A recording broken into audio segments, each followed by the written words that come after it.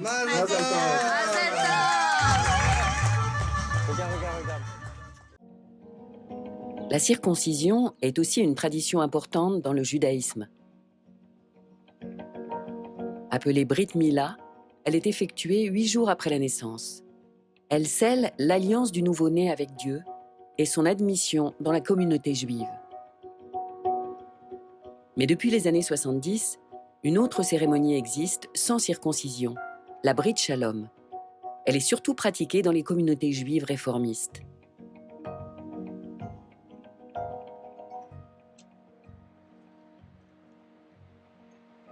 Eric, de l'association française Brit Shalom, l'Alliance sans souffrance, veut faire connaître ce rituel de bienvenue. Moi-même, en tant que juif et psychopraticien, j'ai compris assez vite, assez tôt dans ma vie que ça peut amener des conséquences négatives.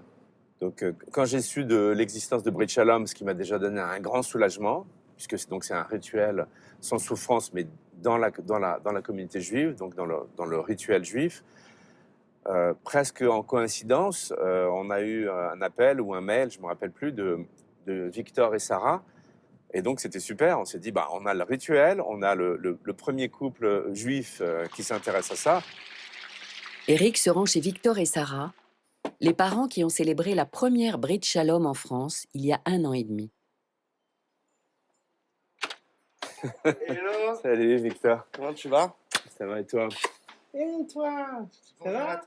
Les parents de Victor sont juifs. Sarah est de père juif et a grandi dans la culture juive. Pour Victor, la question de la circoncision s'est posée avant même la naissance de leur fils.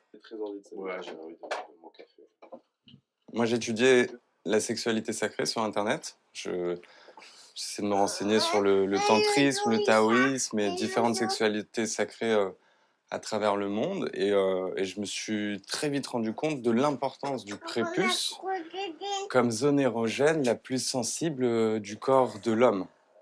Donc quand j'ai compris ça, je ne pourrais jamais connaître ça ou vivre ça, et tout de suite, comme je savais que j'allais avoir un fils, je me suis dit que si je pouvais éviter ça à mon fils aussi, je le ferais. Donc on en a discuté avec Sarah.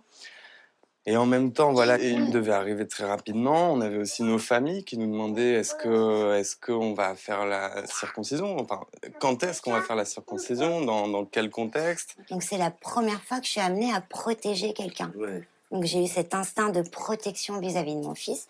Et pour moi, l'imaginer devant toute la famille, applaudir un moment où il va souffrir, c'était pas possible.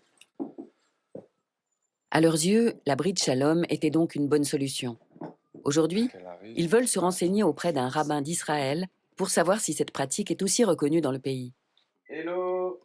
Le rabbin Nardi Grun est adepte d'un judaïsme laïque et humaniste qui n'accorde pas d'importance à la circoncision. Hello. Bonjour, Rabbi. How are you? Cela fait déjà 20 ans que le rabbin pratique la Brit Shalom. Pourtant, ce rituel est encore rare en Israël. La circoncision est un tabou dans la société juive en Israël.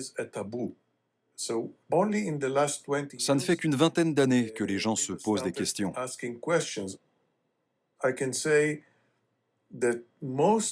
La plupart des Juifs d'Israël sont circoncis, mais ils sont peut-être 2% à savoir que ce n'est pas indispensable pour être juif,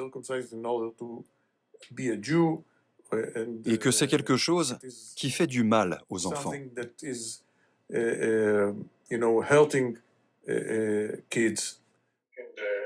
Contrairement aux juifs orthodoxes, leurs homologues humanistes et laïques ne sont pas soumis à la loi religieuse qui prescrit la circoncision.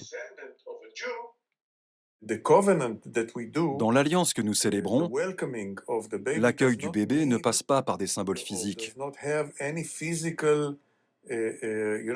On n'a pas besoin d'être marqué dans sa chair pour être juif. C'est une question de conscience. On ne dit pas qu'il ne fera jamais cette mitzvah. Il la fera peut-être, s'il en a envie, le jour où il sera assez grand pour décider. Vous faites ce choix parce que vous croyez en un judaïsme différent. Oui, c'est vraiment important. C'est la clé pour garder le judaïsme vivant, mais d'une autre manière. On peut être juif et intact. Exactement. Merci beaucoup, Rabbi. Quand il sera plus grand, leur fils pourra lui-même décider de se faire circoncire ou pas.